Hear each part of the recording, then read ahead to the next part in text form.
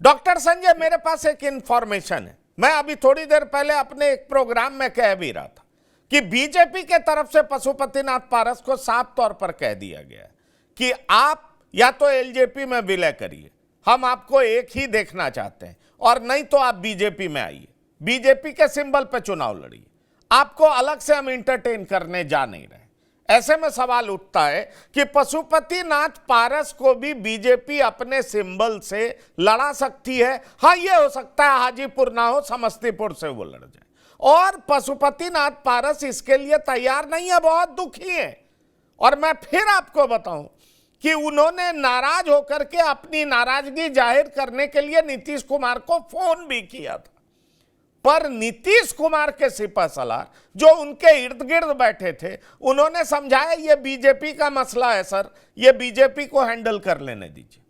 सवाल ये उठता है कि एनडीए में नीतीश की वापसी के बाद पशुपतिनाथ पारस की बाँछें खिल गई थी, लेकिन नीतीश कुमार की भी तो सीमा है ना, एक सीमा के बाद तो वो पार कर नहीं जा नहीं सकते। वजह यह है कि उन्हें भी अपनी 16 सीटें बरकरार रखनी है। 2019 की स्थिति अलग थी, उनके पास विधायक ज्यादा थे, पर 2024 की स्थिति अलग इसलिए है क्योंकि 2020 में उनके पास विधायक सिर्फ 45 है। इसलिए मुझे लगता है कि नीतीश कुमार भी पशुपतिनाथ पारस के लिए ज्यादा बैटिंग करने नहीं जा रहे। ऐसे में सवाल उठता है कि चिराग की जीत तो तय है, पर बड़ा सवाल यह है, जो 1-2 दिन से मुकेश साहनी दिल्ली में डेरा डाले हुए हैं, मुकेश साहनी क्या करेंगे? मुकेश साहनी इस जुबान में क्यों बात कर रहे हैं? क्योंकि आरजेडी भी उनको इंटरटेन नहीं कर रही है। फिर भी मुकेश साहनी जिस तरीके से दिल्ली में बैठ करके दहाड़ रहे हैं कि सीट तो एक आध कम पे कंप्रोमाइज कर लेंगे, जबकि बीजेपी अपने कोटे से एक सीट देने की बात कर रही है, पर कह रहे हैं निषाद को एससी कैटेगरी में नहीं लिया तो मैं जहर खा लूंगा, मैं ऐसी सीटों को लात मार दूंगा, मैं वैसे लोगों के साथ नहीं जाऊंगा। तो ये मुकेश साहनी का पॉलिटिक्स क्या है? सवाल ये है। और दूसरा आप कोई संभावना देखते हैं जो बीजेपी ने पशुपतिनाथ पारस को ऑफर दिया है कि पशुपतिनाथ पारस भी अपनी राजनीति को जिंदा रखने के लिए, क्योंकि लड़ाई तो आधिपत्य की है कि एलजेपी किसकी, और एलजेपी को जिंदा रख करके एक धड़े को पशुपतिनाथ पारस आरजेडी के साथ भी जा सकते हैं। क्या ऐसी कोई संभावना आपको दिखाई पड़ती है?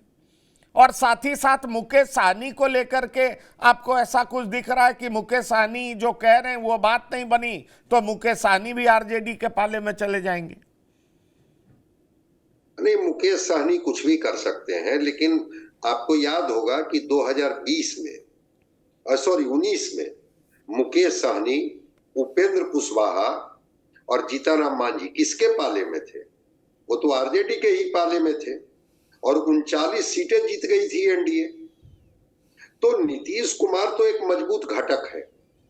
हाँ, पशुपति पारस विश्वसनीयता को लेकर के जरूर बीजेपी के साथ भी खड़े रहे हैं, नीतीश कुमार के साथ भी खड़े रहे। नीतीश कुमार के साथ भी उन्होंने कभी कोई डिच नहीं किया, लेकिन राजनीति में भावना की कोई जगह नहीं होती है। राजनीति में कहा जाता है कि भावना शून्य लोग जो होते हैं वही राजनीति में सफल खिलाड़ी होते हैं। दौर तुरंत बदल देते हैं, चाल तुरंत बदल जाती है। और बिल्कुल सही और पुख्ता इंफॉर्मेशन आपके पास है कि नीतीश कुमार जी के तरफ से बड़ी उम्मीदें थी पारस जी को, लेकिन साफ साफ कह दिया गया आपका मामला है, आप देख लीजिए। रह गई बात जो मेरी जानकारी थी कि पशुपति पारस को कहा जा रहा था कि आप समस्तीपुर से लड़ लीजिए, प्रिंस राज को हम कहीं से एडजस्ट कर देंगे, बिहार में मंत्रिमंडल में ले लेंगे, और सूरजभान सिंह या उनके परिवार के जो भाई चंदन सिंह हैं उनको बीजेपी अपने टिकट से लड़ा देगी। अब तो एक और नई बात कह रही है कि एक सीट भी है भाजपा उनको देने के लिए तैयार नहीं है। वो भी कह रही है कि आप हमारी पार्टी में आ जाइए, हमारे सिंबल से लड़िए। अब इसके लिए पारस जी तैयार होंगे नहीं तैयार होंगे मुझे नहीं पता है। चिराग पासवान ने अपनी जमीन जरूर मजबूत की है, लेकिन मैं एक उदाहरण बताता हूं। पार्टी टूटने के बाद बाई इलेक्शन ये लड़े थे कुशेश्वर स्थान और तारापुर, और इनकी पार्टी को कितना वोट आया था पब्लिक डोमेन में है। तारापुर में भी इनको कितना वोट आया था और कुशेश्वर स्थान में भी ये कितना वोट लाए थे। लड़े थे चिराग, लग गया था इनको कि अब हमारी जमीन हमारी ताकत इतनी मजबूत है कि अब हमारी किसी को जरूरत नहीं है। हाँ ठीक है, चुनाव में बाई इलेक्शन में भाजपा ने जरूर इनकी मदद मांगी, चाहे वो गोपालगंज का बाई इलेक्शन हो, मोकामा का बाई इलेक्शन हो, और उसमें चिराग ने मदद की बीजेपी को और एक समीकरण बना जिसमें बीजेपी जीती।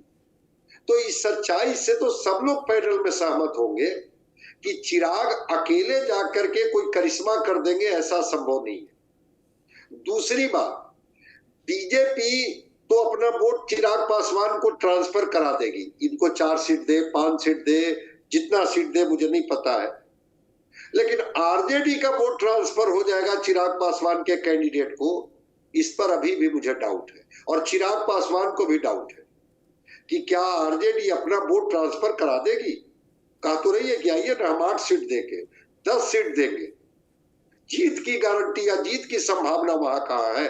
और ये बात चिराग पासवान के कई प्रवक्ता जो इनके राष्ट्रीय स्तर के हैं वो बोल चुके हैं कि भाई हम तो मौसम वैज्ञानिक के परिवार से हैं, आप हमको इतना समझते हैं कमजोर कि हम समझते नहीं है कि कहां जीत है और कहां जीत नहीं है। तो चिराग पासवान दबाव बना रहे हैं। ठीक बताया कि 4 सीट पहले बीजेपी तैयार थी देने के लिए, अभी प्रेशर में हो सकता है कि इनके हिस्से में 5 सीटें चली जाए और पारस जी को कहा जाए कि 1 सीट पर आप लड़ लीजिए, नहीं लड़ना है तो फिर आप हमारे बैनर से लड़िए, हम तो लड़ ही रहे हैं चुनाव, लेकिन हम चिराग को अपने गठबंधन से बाहर नहीं जाने देंगे। ये अंतिम कोशिश की जा रही है मंगल पांडे, विनोद तावड़े और नित्यानंद राय के द्वारा। ये 3 लोगों को टास्क ही दिया गया है कि चाचा को भी साधिए भतीजा को भी साधिए। ठीक है, पशुपति पारस रामविलास पासवान के भाई हैं और कभी कभी लोकसभा का चुनाव सिंबॉलिक भी होता है। ऐसा कुछ नहीं है कि पारस जी एकदम शून्य पर आउट कर दिए जाएंगे। चिराग ने अपना एक्सेप्टेंस बनाया है, पासवान समाज के लोगों के बीच में इनकी एक्सेप्टेबिलिटी है, इस बात से इनकार नहीं किया जा सकता है। लेकिन पूरे पासवान चिराग के साथ खड़े हैं, क्या पासवान जाति के लोग आरजेडी के साथ नहीं है? क्या वो बीजेपी के साथ नहीं है? अलग अलग पार्टियों में जो छत्र बन के खड़े हैं और वो कहते हैं कि इस जाति का समर्थन हमको है, तो मैं नहीं मानता हूं कि चिराग पासवान की एक खासियत थी, ये रामविलास जी की भी खासियत हुआ करती थी कि न केवल दलित का बल्कि उनके साथ साथ अगड़ी जातियों का भी वोट उनके साथ इंटैक्ट हो जाता था और उस वोट बैंक को बताते थे कि देखिए हमारी ताकत तो ये है।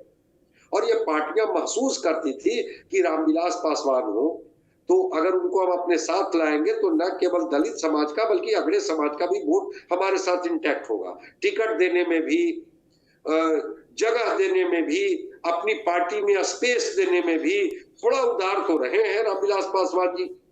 चिराग को भी मैं देख रहा हूं कि वो अपने लिए नहीं बल्कि अपने पार्टी के कई दावेदारों के लिए वो लड़ रहे हैं बीजेपी से कि भाई इनको लड़ा दीजिए। और इन पर भी बीजेपी दाव चली है कि भाई ठीक है, इतना सीट पर आपकी पार्टी लड़ ले और आपके 1-2 सांसद हैं जिनको आप लड़ाना ही चाहते हैं, हम अपने सीट से लड़ा लेंगे इनको। बात वहां पर नहीं बन रही है। तो छोटी पार्टियों में 3 पार्टी की बात तो मैं स्पष्ट कर दूं, आपको याद होगा, एक उदाहरण से आप इस चीज को स्पष्ट मैं कर दूं। 14 में उपेंद्र कुशवाहा 3 सांसद लेकर के गए थे सदन में, रालोसपा उनकी पार्टी थी। 19 में अमित शाह का फोन उठाना इन्होंने बंद कर दिया था और ये चले गए थे आरजेडी के तरफ। और गठबंधन में इनको कितनी सीटें मिली थी अजय झा जी को पता है? क्या अपनी सीट भी ये जीत पाए थे? दोनों जगह से हार गए थे, दोनों जगह से हार गए थे। उजियारपुर से भी हार गए थे, काराकाट से भी हार गए थे, काराकाट से भी हार गए थे। तो राजनीति में कभी कभी ओवर कॉन्फिडेंस, और जिस मुकेश सहनी जी की बात कर रहे हैं ये फूलन देवी की तस्वीर लेकर के बनारस में ही घूम रहे थे और योगी जी ने इनके साथ क्या व्यवहार किया। अब फिर ये सब वो फूलन देवी का तस्वीर वगैरह लेकर के फिर बिहार में टहलने लगे थे। एमएलसी भी गई, मंत्री पद भी गया और बीजेपी ने कहा कि आपको जो करना है कीजिए। चलिए ठीक है, पूरा निषाद समाज बिल्कुल हमारे खिलाफ। राजनीति में दबाव में कोई निर्णय नहीं होता है। तो ये छोटी पार्टियां जिसके तरफ आप इशारा कर रहे हैं, ये क्षेत्रीय पार्टियां दबाव बनाने की कोशिश करती है। मुझे नहीं लगता है कि जो बीजेपी उत्तर प्रदेश में 7 सीटों पर निपटा दी अपने गठबंधन के साथियों को, बिहार में नीतीश कुमार को नाराज कर देगी, अपनी जीती हुई सीटें छोड़ देगी, इनको खुश करने के लिए जो जहां से इनको लगता है कि वो वोट हमारे साथ क्लब कर सकता है उनको हटा देगी। इस बार बीजेपी उस तरह का निर्णय नहीं लेने जा रही है। एक एक सीट इन लोगों को मिलेगा, जीतनराम मांझी को, मुकेश सहनी को, उपेंद्र कुशवाहा को, और ये लड़ेंगे भी। मामला चिराग पासवान जी का है, उनको ये समझाने की कोशिश कर रहे हैं कि दावेदारी और वास्तविकता दोनों को आप समझिए।